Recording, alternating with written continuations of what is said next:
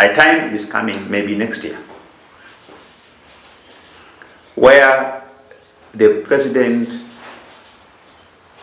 will now change the agenda and convene his troops. Yours truly being one of them. And this time around, when we will reconvene, it will not be about how to implement whatever we promised Kenyans at that time. It will be about how do we win a second term. We will have that discussion. And one thing will happen. We will evaluate regionally the capabilities of our leaders. We will look around in Bungoma, because our principal in Bungoma, in Western Kenya, is Musalia and Moses Wetangula. If we will realize that the support of Musalia and Moses Wetangula has dwindled, and that we have other players who are more influential, if it's Oparanya, or if it's Cleophas Malala, or if it's Eugene Wamalwa, or if it's George Natembeya, then we will bring them on board. We will, when you are assembling a political campaign machinery, your options are beyond the coalition that you are in, and it includes also the opposition basket. Politics about interests. So I am simply telling you that we are currently focused on implementing our development agenda to the people of Kenya as a Kenya Kwanza government. But our time is coming, maybe next year, where we will reassemble a campaign machinery. And during that time, it will no longer be about the people we like. It will be about the people we need. So if Eugene Wamalwa will be part of him in terms of a person that we feel when he comes in, he can kind of increase our numbers and make us more likable and more popular, we will bring him on board. We will bring on board everybody.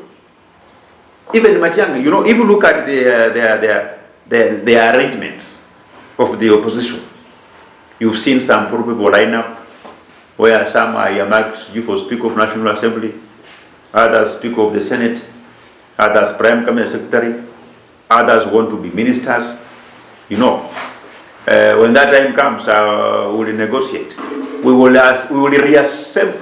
We will raid the opposition camp, break it. We can even break it in 5 different pieces.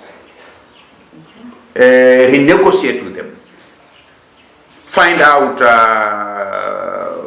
which position they can play.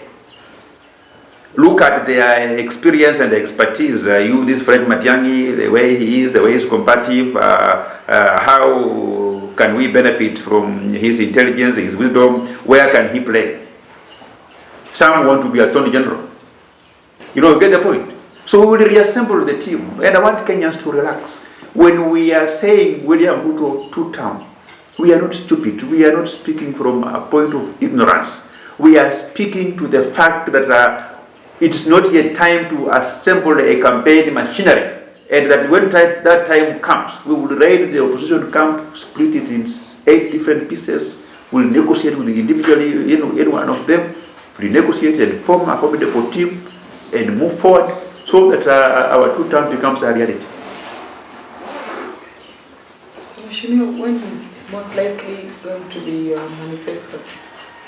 The manifesto launch, I mean. My manifesto launch will be at the time where I'll be sure that no one can implement my manifesto, because we have an active government as we speak today in Bungoma, led by Ken Lusaka. And like I said, that 50% of my manifesto doesn't have any monetary investment, is only by way of policy, direction. If I bring them out now, the players, the policy makers in the government of Bungoma can change them and implement them, and they will be no longer lucrative to talk about.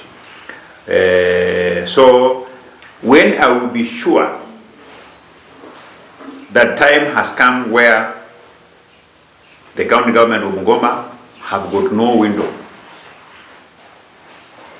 to implement anything new, when the assembly will be about to go to Sinadine, that is the time that I will launch my manifesto.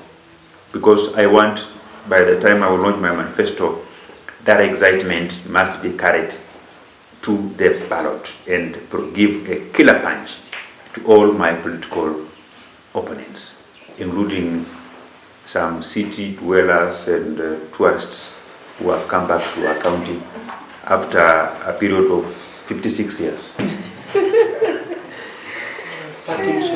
So parting shot, Mahesh.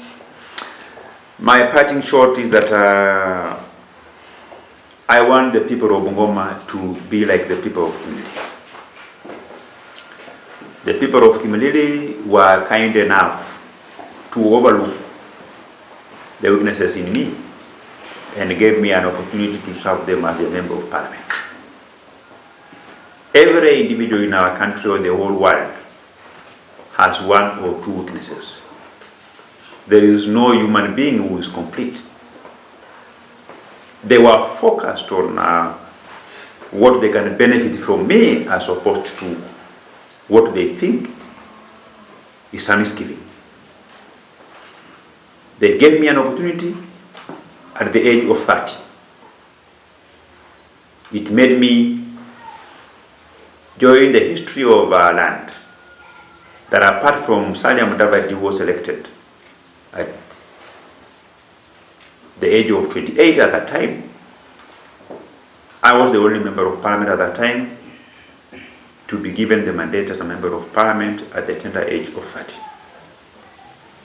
And later on, I will open doors to very many young people who were able to get an opportunity regardless of their age, the likes of Peter Kalerwa Salasia, because of what I did that made the people know that it's not the age that determines how revolutionary an individual can be in terms of development, but it's about the way that person is wired that makes the whole difference. So I want the people of Bungoma not to look at anything else. And I am inviting them to scrutinize how I have used my CDF to revolutionize the education sector in my constituency. I want them to call their relatives in the community to confirm the schools are built. I want them that every time they have an opportunity to visit the community, let them move around to see the way our schools look like. And I want also to make a commitment that contrary to what my opponents say, to mean that my buildings are substandard, they're not in good shape,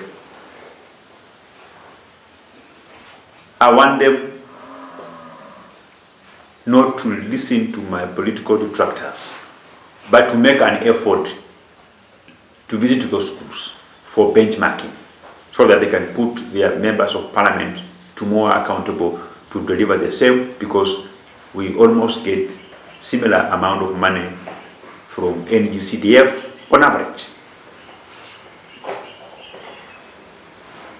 And the people of Kimilili are aware that we have made a commitment, we have laid down our plans to ensure that all the 71 primary schools that we have in our constituency, by June next year, all of them, none of it will have buildings that were built in 1990s and below. We are going to phase out all those buildings to magnificent structures with tiles, with cabro, with the proper landscaping. We are putting heat repellents in all the roof, that when you are in a classroom, there will be no heat, the temperatures will be regulated. Even if the children will have had githeri for lunch, they will not sleep in the classroom. That is how serious we are as a constituency. And in the next 3 months, we will have completed the first batch of 30 schools that we have already sent the money to the school PMCs and